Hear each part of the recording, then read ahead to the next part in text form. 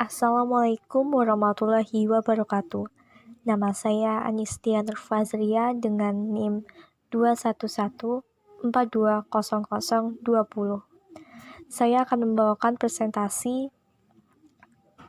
yaitu analisis pendekatan objektif novel 99 Cahaya di Langit Eropa karya Hanum Salsabila Rais dan Rangga Almahendra. Yang pertama, saya jelaskan tentang pengertian novel.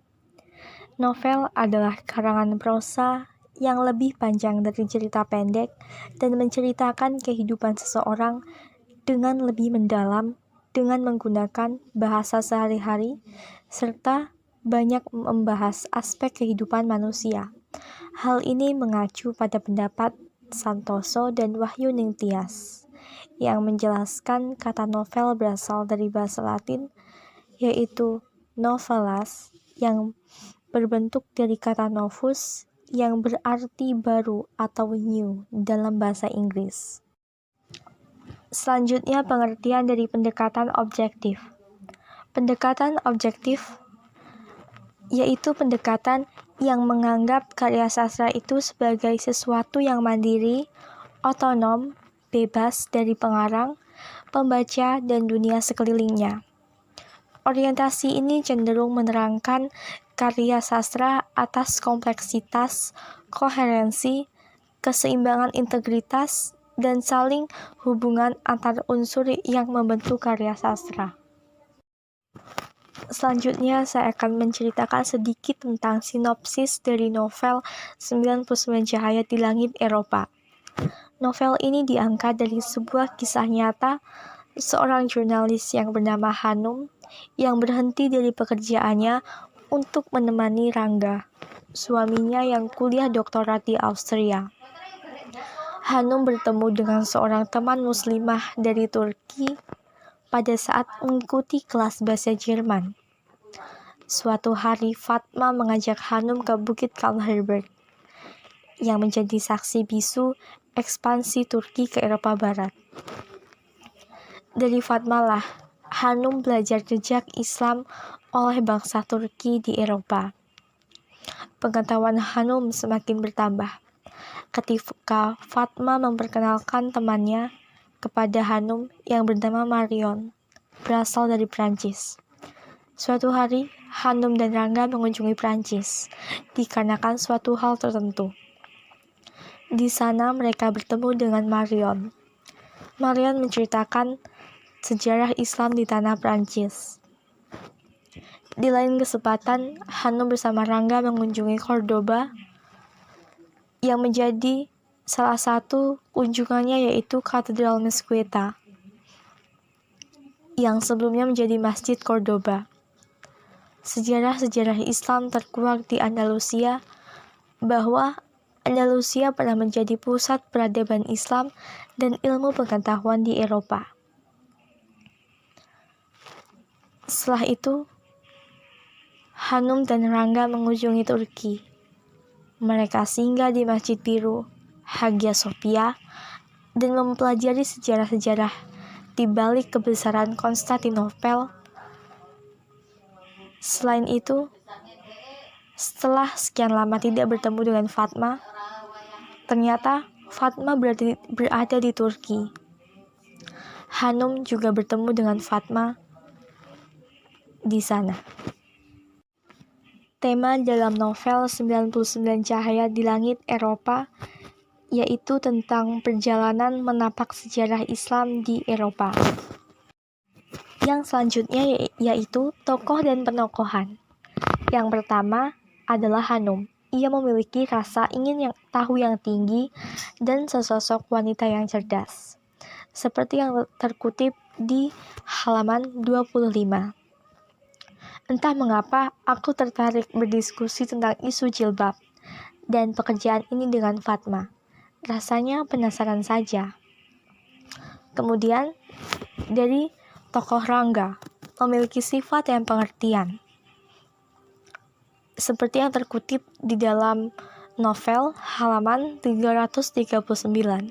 Ia berkata, "Kau nggak apa-apa menunggu kami sebentar?" Mungkin nggak harus pakai kerudung untuk masuk. Kami cuma sholat sebentar. Kemudian Fatma. Ia adalah sosok wanita yang sabar. Seperti yang terkutip di halaman 41. Ia berkata, "Aku membayar untuk semua, termasuk untuk meja di belakang kami." Yang selanjutnya adalah Ayase. Ia adalah anak dari Fatma. Ayase memiliki sifat yang sabar, ceria, semangat.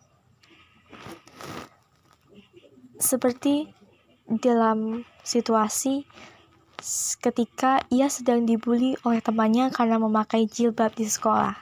Tetapi ia tetap mempunyai semangat yang besar untuk tetap menggunakan jilbab. Kemudian Marion. Marion adalah teman dari Fatma yang berasal dari Prancis. Marion memiliki watak yang tidak pelit dalam membagi ilmu. Dalam contoh, ia mengajak Hanum berkeliling Paris dan menceritakan sejarahnya. Yang kemudian adalah Kan. Kan adalah teman dari Rangga di kampus.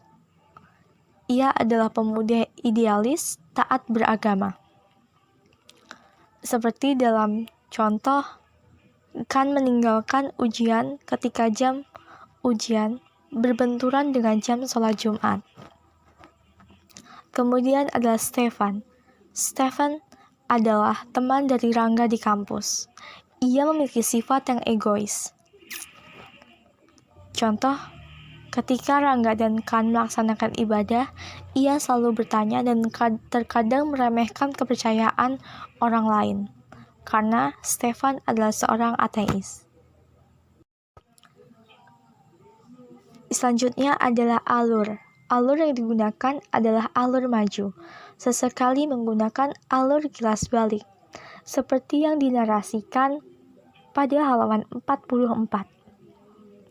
Pikiranku tiba-tiba menerawang jauh ke pelajaran tarik Islam dari guru SMA. Di sana penulis menarasikan tentang kondisi dan keadaannya ketika sedang SMA di SMA Muhammadiyah Yogyakarta. Kemudian latar. Yang pertama adalah latar tempat, yaitu Austria, tempat Hanum dan Rangga tinggal. Kemudian Mekah. Setelah menyelesaikan pendidikan Rangga, Hanum dan Rangga pergi untuk berhaji di Mekah. Kemudian Turki, Prancis, Granada, dan Cordoba. Latar suasana. Yang pertama, menyedihkan. Ketika Fatma mengetahui bahwa Ayase ternyata telah meninggal karena penyakit kankernya. Kedua, menegangkan dan menyenangkan. Yang terakhir yaitu latar waktu. Siang, sore, dan malam. Yang terakhir yaitu sudut pandang. Sudut pandang yang digunakan adalah sudut pandang orang pertama dengan sebutan aku. Oke, sekian presentasi dari saya. Stay at home, stay creative. Thank you. Wassalamualaikum warahmatullahi wabarakatuh.